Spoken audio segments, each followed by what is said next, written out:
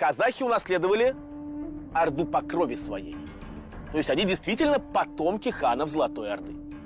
И то, что казахи, казахские жузы вошли в состав Российской империи, имея свою государственность, это заслуга Золотой Орды. Потому что если бы они вошли как племенные союзы, не имея опыта государственного устройства, возможно, сейчас не было бы Великого Казахстана. Это очень важно, иметь опыт государственного строительства в прошлом.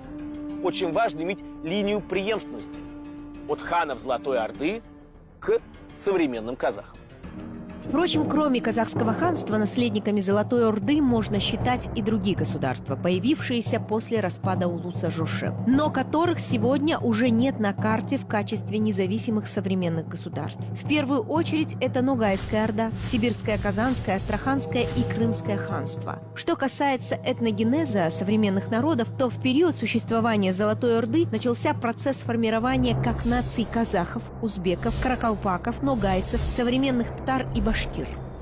Этногенез многих тюркских народов и России, в том числе и стран СНГ, Содружества независимых государств, там, казахов, башкиров, ну, в первую очередь, ногайцев, конечно, значит, ну, в меньшей степени, значит, да, и крымских татар, в первую очередь, но в меньшей степени и казанских татар, вот, он связан, конечно, вот с падением вот этой степной империи, вот, в частности, вот, Золотой Орды.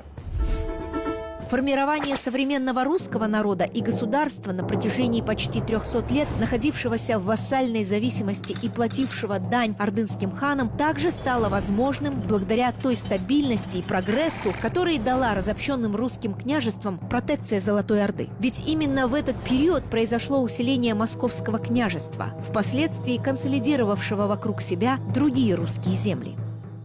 После звания Золотой Ордой, когда установилась ордынская власть, прекратили всякие междоусобицы. Ну, поскольку был один повелителем, и что интересно, что в русской истории впервые царем называют хана Золотой Орды. Ну, царь, вы знаете, это один из титулов византийского императора, ведь Россия духовно была близка к Византии, брала там и религию, как говорится, и все. Царь – это калька со слова «цезарь». Ну, Цезарь – один из титулов византийского императора, как вы знаете. И вот первыми царями на Руси, и летописи русские посмотреть, это были ханы Золотой Орды. Если бы не Золотая Орда, наверное, не было бы сейчас Российской Федерации.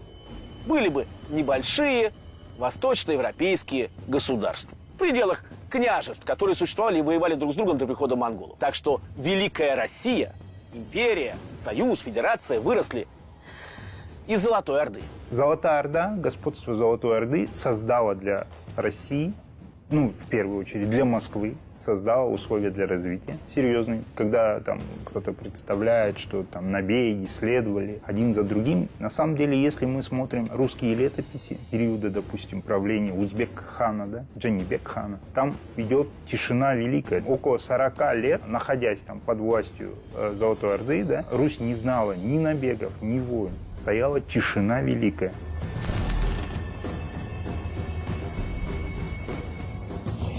Золотая Орда не была степной империей в классической ее форме. Исследователи утверждают, что в состав Улуса Джучи входили около 200 городов. Однако многие из них со временем ушли в небытие.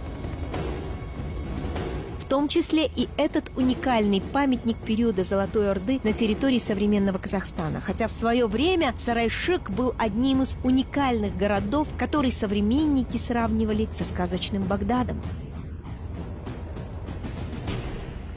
Из Сарая мы выехали верхом, с конными повозками. Через 10 дней приехали в город Сарайчук. Это красивый процветающий город на берегу большой, глубокой, с сильным течением реки Улусу, где находится второй плавучий мост после Багдада – Ибн Баттута о переправе через реку Жайык. Руины столицы Золотой Орды, одного из главных и крупнейших городов своего времени, Сарайшик, находится здесь, на правом берегу реки Жайык, всего в 50 километрах от современного Атырау. Хивинский хан, историк Абу Аль-Гази в своих трудах писал, что основателем Сарайшика был никто иной, как Бату, Батый-хан, сын Жоши, внук Чингисхана. Росла и крепла Золотая Орда. Развивался и процветал Сарайшик. Здесь золотоордынскими ханами принимались решения, оказывающие влияние на ход мировой истории. Сюда правители вассальных государств приезжали, чтобы получить ханский ярлык направления. О величии и силе города, государства говорит следующий факт. У Сарайшика, как и у многих других городов, появившихся в период Золотой Орды, не было крепостных стен. Впоследствии, по праву политической и исторической преемственности, потомственный чингизид, казахский хан Касым, перенес в Сарайшик столицу казахского ханства.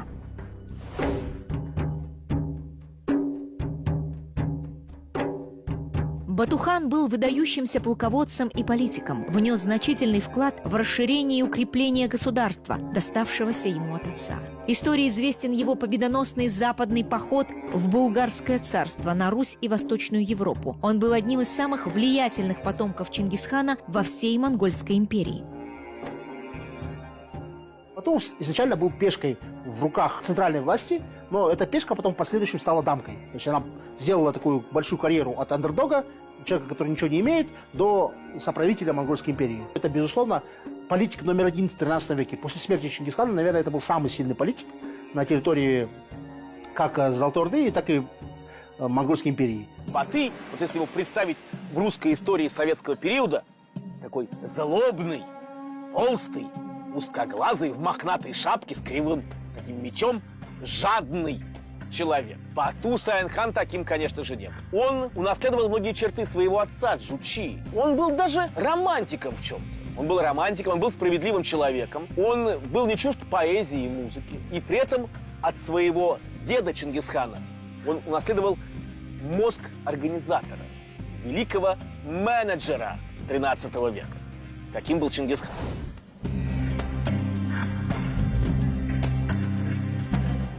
Не менее успешным правителем оказался и брат Бату Берки-хан, который вывел Золотую Орду на новый уровень мировой геополитики.